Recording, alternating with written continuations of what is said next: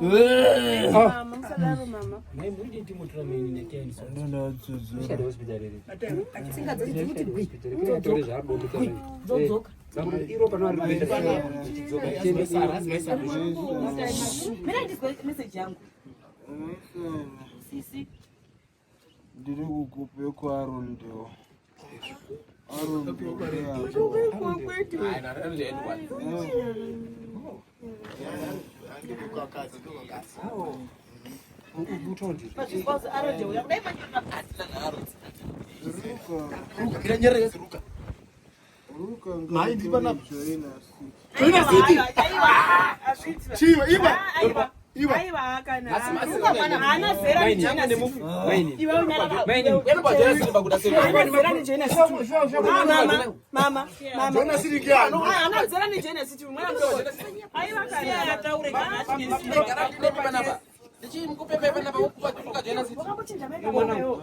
Oh. Property yao na wewe.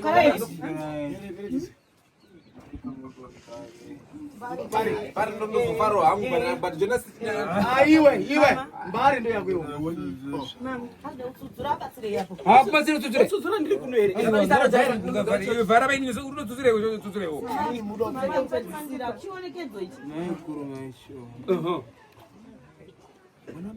Mama msati manje. Yara raize munhu kama kwaitira noise anouvhiringika. Taura kumaini. Taura mwana wamengu. Naikuru. Taura mwana wamengu. Mama. Taura mwana wamengu. Taura. Taura zvose. Ayu wapi? Echende. Echende bi. Asta taura. Naikuru maisho. Andiri pano. Urundone. Atore gate 4. Gate 4 Gate 3. ne gate 3 yechi. Semerevi. Semirevi. Wanere. Porodio. Ini mali kwa sera ndikomana. Yes. Pani mali yamana. Kana uchizorora kumwana wamengu. Sana kuzorora hapo.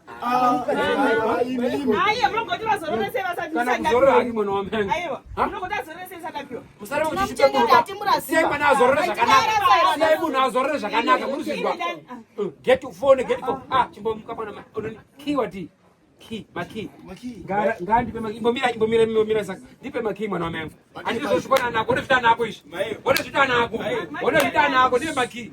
Muda maki eiko. Yara rati ndo wakuwe. Maposto airtime atorwa ya muti maproperty. Push Ndete kutengesera airtime. Posto ji.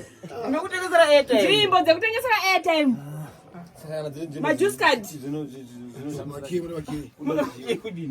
Sare mwachapepa. Sasa ndo sina iwo kuti. Mira ikanya makwambe kutengesera Nai gara ipapo. Pepa imunini na wenyu. Pepa yamunini na wangu.